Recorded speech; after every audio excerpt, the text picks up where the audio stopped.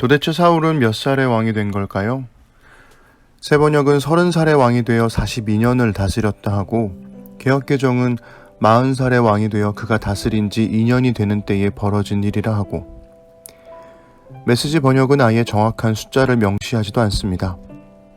일이 이렇게 복잡해진 이유는 히브리어 원문 때문입니다. 원문을 직역하면 사울이 왕이 될 때에 1살이었고 그는 이스라엘을 2년간 다스렸다 해요.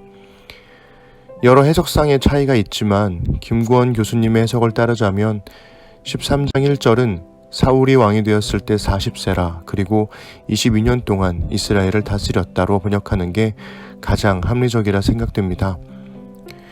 왕이 된 사울은 약 3,000명의 직업군인을 만들어서 2천은 자기 곁에 두고 1천은 그의 아들 요나단에게 맡기죠. 그런데 원래 사울의 고향인 베냐민 땅 기브아에 주둔하고 있던 블레셋 수비대를 공격하라는 사무엘의 명령을 사울이 아닌 그의 아들 요나단이 수행한다는 겁니다. 그리고 그로 인해 블레셋과의 전면전이 시작되었습니다. 블레셋의 군대는 압도적으로 강했습니다. 3만의 병거와 6천의 기마, 바닷가의 모래알 같은 보병이라는 설명은 압도적인 블레셋의 군세를 표현하는 과장법이죠. 그 군세에 눌려 이스라엘은 두려워했고 도망쳤고 숨었습니다. 그런데 여기서 문제가 생깁니다. 8절은 사울이 사무엘의 말을 따라 7일을 기다렸는데도 사무엘이 오지 않았다고 말하는데요. 여기서 우리는 10장 8절에서 사무엘이 7일을 기다리라 했던 말을 자연스럽게 떠올리게 된다는 거죠. 하지만 10장 8절에서 사울이 왕이 되는 시기와 13장에서 블레셋과의 전면전을 앞두고 있는 시기를 연결하기에는 시간적인 간격이 너무나 큽니다. 그러니 이것은 역사적인 순서가 아니라 문학적인 연결고리로 봐야 하는 거죠. 즉 요나단이 블레셋의 수비대를 공격했을 때 사울이 했어야 할 일이라는 10장 5절의 말씀을 떠올리듯이 7일을 기다리라는 사무엘의 말도 역시 오래전 사무엘의 명령에 순종했던 사울의 모습을 떠올리게 된다는 겁니다. 블레셋의 압도적인 군대는 다가오고 백성들은 두려워 숨으며 군사들은 탈영하고 사무엘은 오지 않습니다. 사울은 어떻게 했을까요? 오늘은 사무엘상 13장 1절부터 23절을 읽어드리겠습니다. 사울이 왕이 되었을 때에 그의 나이는 30살이었다. 그가 이스라엘을 다스린 것은 42해였다. 그는 이스라엘에서 3,000명을 뽑아서 그 가운데서 2,000명은 자기와 함께 믹마스와 베델 산지에 있게 하고 1,000명은 요나단과 함께 베냐민 지파의 땅 기브아로 보내고 나머지 군대는 모두 각자의 집으로 돌려보냈다. 요나단이 게바에 있는 블레셋 사람의 수비대를 치자 블레셋 사람들이 그 소식을 들었다. 사울이 온 나라에 나팔을 불어서 히브리 사람 소집령을 내렸다. 온 이스라엘 백성은 사울이 블레셋 수비대를 쳐서 이스라엘이 블레셋 사람들의 미움을 사게 되었다는 말을 듣고 길갈로 모여와서 사울을 따랐다. 블레셋 사람들도 이스라엘과 싸우려고 모였는데 병거가 3만에다가 기마가 6천이나 되었고 보병은 바닷가의 모래알처럼 많아서 셀 수가 없었다. 블레셋 군대는 베다웬의 동쪽 믹마스로 올라와서 진을 쳤다.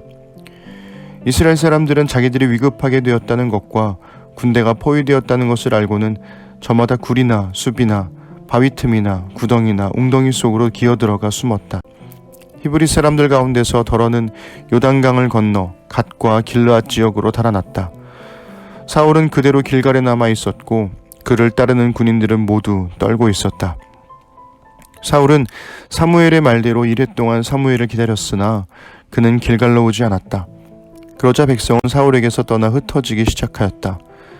사울은 사람들을 시켜 번제물과 화목제물을 가지고 오라고 한 다음에 자신이 직접 번제를 올렸다.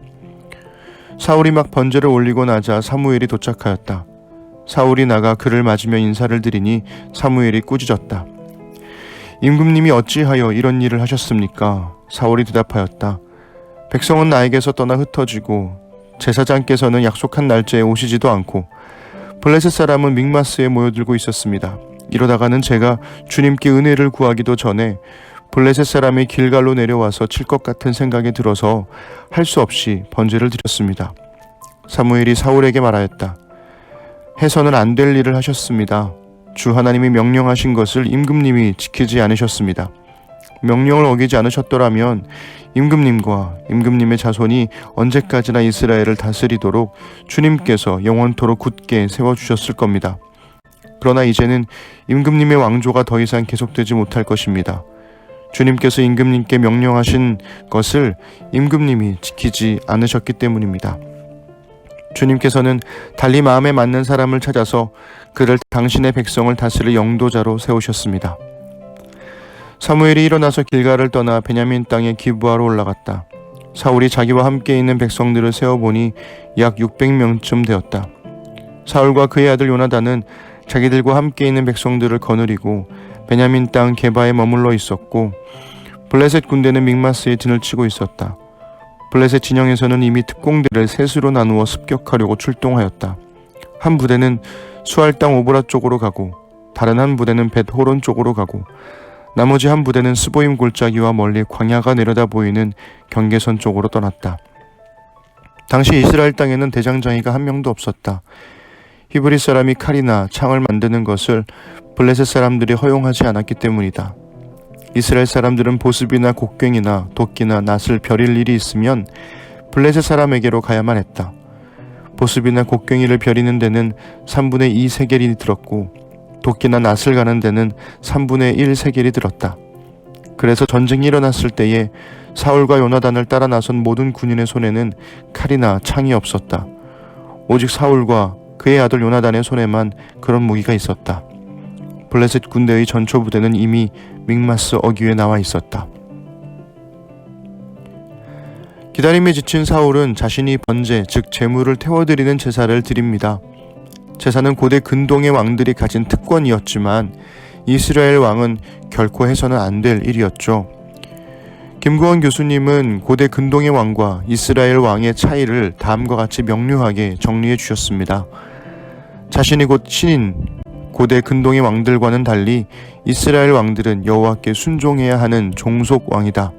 고대 근동의 왕들은 자신을 위해 무엇이든지 취하는 왕이라면 이스라엘의 왕은 선지자를 통한 하나님의 말씀을 듣는 왕이다. 타이밍이 기가 막히게 사울의 번제가 끝나자마자 사무엘이 왔습니다. 그리고 사무엘은 번제를 드린 사울의 죄를 지적하고 심판을 선포하죠. 하나님은 하나님을 신뢰하지 않는 사울이 아닌 주의 마음에 맞는 사람을 왕으로 세우실 겁니다. 그런데 사울이 뭘 그렇게 잘못한 걸까요? 압도적인 블레셋의 군대에 비해 사울의 군대는 탈영병들이 속출했습니다. 결국 사울 곁에 남아있는 병사는 고작 600명쯤이었죠. 그마저도 두려움에 떨고 있었습니다. 게다가 사무엘상의 나레이터는 이스라엘 군대의 충격적인 현실을 전해주는데요. 그들은 철을 다루는 기술이 없었다는 겁니다. 칼이나 창과 같은 무기는 사울과 요나단 두 사람에게만 있었죠. 그러니 처음부터 사울의 군대로 이길 수 있는 전쟁이 아니었습니다. 이스라엘의 전쟁 이야기를 할 때마다 나오는 말입니다. 이스라엘이 언제는 강했습니까? 언제는 강력한 군대가 있었나요?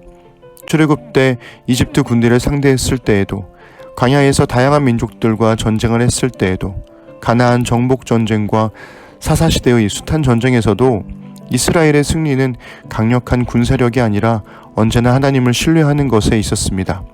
그리고 하나님을 신뢰한다는 것은 내가 가장 두려운 순간에 혹은 내가 가장 필요한 순간에 하나님을 불러내는 것이 아닙니다.